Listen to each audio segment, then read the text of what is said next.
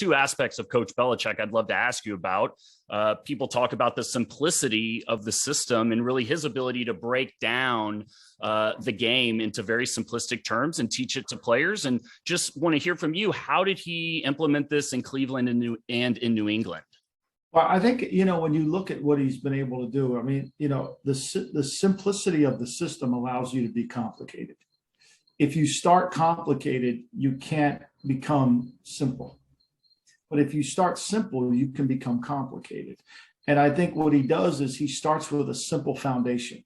And then every week within the simple foundation, he becomes complex because his roots and his foundation are simple. And that's all great organizations is they're adaptive to the situation and they become complicated from a continual basis. But their core, who they believe in, is fairly simple. They have core principles, but yet they look complex. Apple's not a complex company. They know who they are. They produce complex things, but they're not complicated. And I think that's the brilliance of Belichick. It's the ability to be simplistic within the ability to be complicated. But it starts with simplicity, it starts with foundation, it starts with fundamentals and basics. Yeah, and I think a lot of times in football, especially, we want to complicate things. We want to show off how smart we are. But this foundational aspect is really one of the keys to their success. And also, I've heard a lot about Coach Belichick being able to admit his mistakes to the team and being vulnerable. And I just want to hear from you, like, what effect that has on the coach culture overall and just his ability to show that vulnerability to the team. And not only does it show vulnerability, it shows accountability. I mean, he's not passing the buck. He's not passing the buck. I mean, he shows the ability to take responsibility for the actions of the team. He will never, ever say to the team, we played bad, but I coached great. He'll always say, we played poorly. I coached poorly. He looks at it as if he didn't prepare the team. And for me, I felt the same way working for Coach Walsh. I didn't think Coach Walsh could make a bad decision. I could only give him bad information. And so if I gave him the wrong information, then he could make a bad decision. But if I gave him the right, he would make the right call. Yeah. So crucial. And we see this in all great leaders, even outside of sports, is just this ability to, like you said, the accountability factor and holding yourself accountable too, and not being afraid to attack problems, even if that problem is yourself or a decision. Right. You need to be honest with yourself. Like today, I wrote for the Daily Coach, the problem with the New York Football Giants. I mean, their accountability is that they feel like they don't have accountability. They keep their structure in place and they throw deck chairs off the Titanic. They won't ever honestly admit to themselves what they need.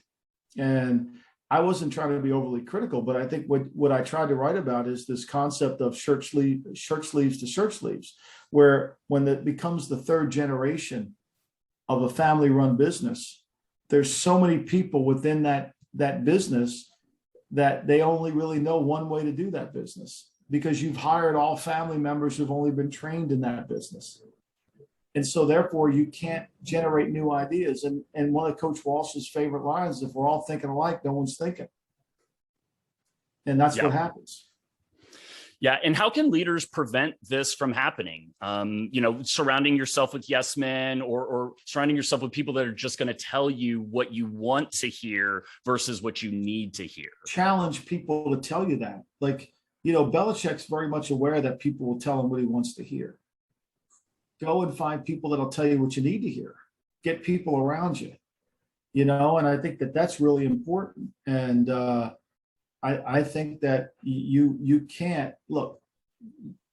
Belichick's smart enough to know when he doesn't need praise. He knows when it's good. He knows when it's bad. So if you're not going to tell him when it's bad, then you're going to lose credibility with him. Yeah, I mean, that's what we need as leaders, and if we're going to be a winning team or perform at the highest level, we need that information. I mean, that is so crucial. And you had this unique opportunity to not only work with him in Cleveland, but also in New England, and talk about his evolution as a leader. Because we all know how it ended in Cleveland, and obviously we know the success he's had now. And just from your point of view, how did he evolve and adapt as a leader? Well, I think he's the same guy in Cleveland. I think he's outstanding. I thought he was great in Cleveland. I think the situation was different. I think there was a lot of extenuating circumstances within Cleveland, the Bernie Kosar, the owner, there was some of that. But I think that once he was able to get an organization really where he felt most comfortable, where he was able to build it the way he wanted it, in the vein that he wanted, where he could really instill the Patriot way, which started the Browns way, and build it completely without interference, and he was going to be successful. There was never a doubt in my mind he was going to be successful. And people can say, well, he had Tom Brady. Well, Tom Brady wasn't a sixth-round pick because he was the greatest college player in the history of football. Okay? Like, let's put that in perspective. And, yeah, he probably was overlooked that he shouldn't have been a six, but he was never going to be a one. And the combination, it's funny. The first Super Bowl they won, they beat the greatest show on turf.